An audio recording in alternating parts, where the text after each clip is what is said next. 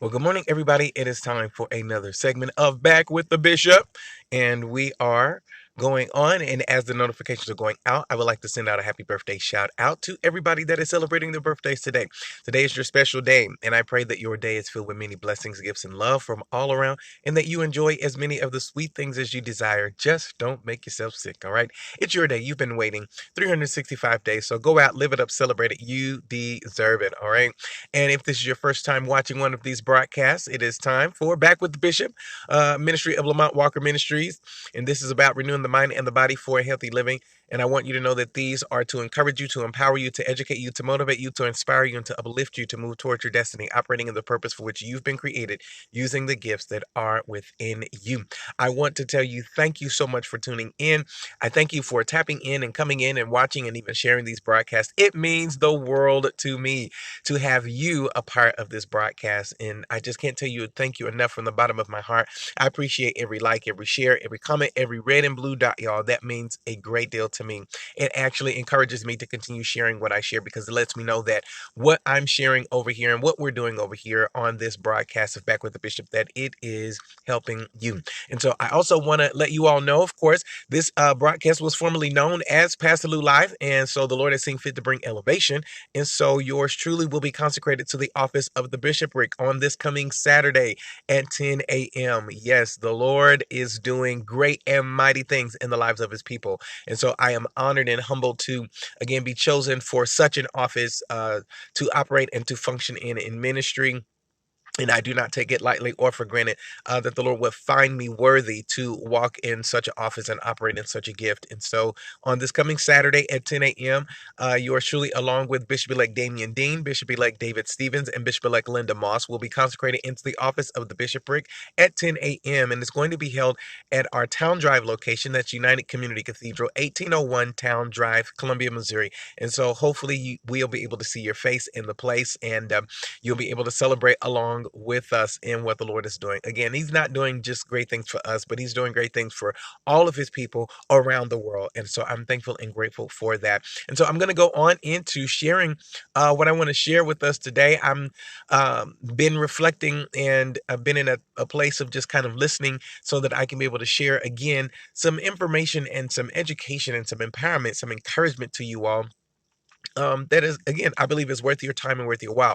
And I want to get right to it so I don't take up too much of your time. And so Mother's Day was on this past Sunday. And so wishing again a happy Mother's Day to all of you who are mothers and those of you that have a mothering spirit, and even praying for those whose mothers have gone on to glory and who have already fallen asleep. And so, I was thinking that sometimes Mother's Day is not as exciting for some people because their mothers are no longer with us. And so want to let you all know that we are remembering you in prayer if your mother has already fallen asleep. And we're looking for that great getting up morning where we will see them again. All right. And so this week, we're going to be focusing on lessons from mothers. And so the first lesson that we're going to share this week comes from Mother Eve.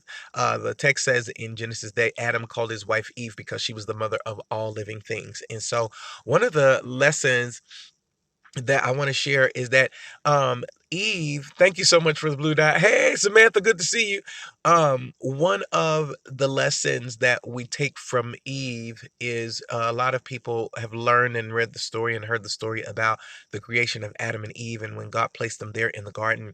And one of the things is that God had created a tree, and that he had put in the garden, the tree of good and evil, and there's also a tree of life. And God told them not to touch the tree of good and evil, and not to even eat anything from that tree. They could eat from any other tree and any other plant in the garden, but not from that specific tree. And so what ends up happening is, of course, the serpent, um, the text says, beguiled the woman. And so he engages the woman in conversation. And Eve knew what God had said because the serpent says to the woman, did God tell you not to eat from that tree? And she said, yes, he said that not for us not to touch the tree, not to eat from the tree, because if we do that, we will die. I'm paraphrasing. And so the serpent then tells the woman that, oh, God knows that you're not going to die if you eat from that tree. You're not going to die. But what's going to happen is, he says, your eyes are going to be open and you're going to be as gods. And so what ended up happening is Eve took that information and she processed that, and she decided to eat from the tree. She made the choice to eat from the tree. And then, of course, she shared the fruit from the tree with her husband, Adam. And of course, then you understand and know the text says that their eyes were open. So what the serpent said to them was very true, that their eyes were open. But the fact of the matter is they disobeyed the command from God. And that's what caused them to lose their relationship. That's what caused them to lose the connection that they had to God, is because they disobeyed him. And so it's not necessarily so much about eating the tree, or eating from the tree, but it's actually about being obedient to what God has said. And so the lessons from Eve, the lessons that I want to share with you all from Eve, and you can even read the text for yourself and you can see. But number one, I want to encourage you to pay attention to the voices that you're listening to. That's number one. Pay attention to the voices that you're listening to, because there are some voices, even though it seems and sounds like it's truth, when it goes against what God has told you, you have to listen very closely. And sometimes those voices that are seemingly going against what God has encouraged you to do, what God has instructed you to do, you have to make sure to silence those voices, or even shut those voices off, or shut those voices out. I understand that there are some people who be like, I hear voices, I'm hearing voices, and et cetera, so forth. Well, okay, you're hearing the voices, but then what are the voices saying? So that becomes point number two. Listen very intently. So don't just pay attention to the voices. Lesson number one, pay attention to the voices. But lesson number two, listen intently to what they're saying. Because if, again, you won't know what they're saying if you're not paying attention and if you're not listening intently to figure out, okay, what information are they communicating to me? Because if they're communicating information that's actually going to be edifying, if they're communicating information that's going to actually encourage and upbuild you, and that's actually going to keep you in obedience to what God has said, all right, then that's a voice that you need to listen to, pay attention to, and then be able to heed it. But then number three, here's lesson number three from Eve, is to make God's voice the ultimate voice. No matter what anybody else says, no matter what anybody else thinks, make God's voice the ultimate voice that you listen to, because his voice is the one that's going to guide you. But not only is his voice going to be the one that's going to guide you, the text further on goes to say that his voice is the one that came walking through the garden looking for Adam and Eve. And so, because God created us, he knows everything about us. He knows what's going on. He knows our thoughts. He knows our beginning. He knows our ending. He knows where we are, what we're thinking, what we're feeling, all of that. And so he knew what had happened. And so his voice came, watch, it was his voice again, paying attention to the voice. It was the voice of God that came walking in the garden looking for them. And so when you learn, watch this, to make God's voice the ultimate voice, you will always stay on track. You will always stay on target, and you will always stay in the perfect will of God. And so that's what I want to encourage you. And listen, let me be a witness, and let me be a little bit transparent here really quick, because I make God's voice the ultimate voice even in my own life. And his voice, the Holy Spirit, now is what we call it, what we know it as, is the spiritual presence of Jesus that is still here in the earth realm. That's what the Holy Spirit is. Good morning, Lady Burrows. Good to see you. Thank you for tuning in. The voice of God it comes through the Holy Spirit. And let me share something with y'all. The Holy Spirit told me, this is a couple weeks ago, the Holy Spirit told me to add a specific coverage to my insurance policy. And I heard him when he said it. And I said, okay, I'm gonna do it. And you know what? I never did it. And I paid the price for that. I paid the price.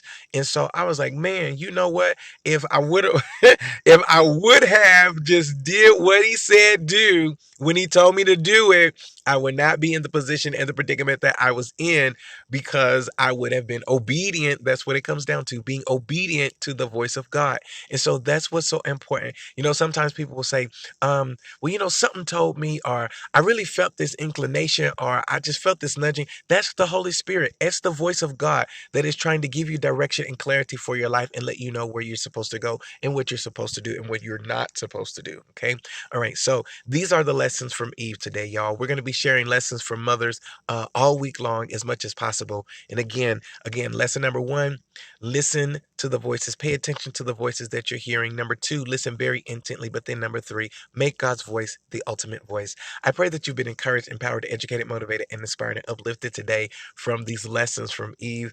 And I just pray again that your hearing becomes much more clear, and that you become disciplined in hearing the voice of God, and that his voice is the ultimate in your life, because again, he'll make sure that you get to destiny. And not that you just get to destiny, but you get there in favor and success, and you have all that you need in that wealthy place. All right. I love you all today. Thank you so much for tuning in.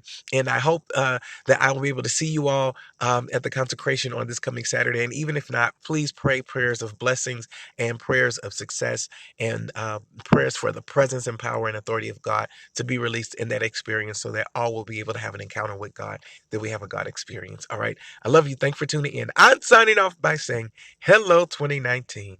I'm going up, and so are you. And what's to come for you and for me is better than what's been. I love you.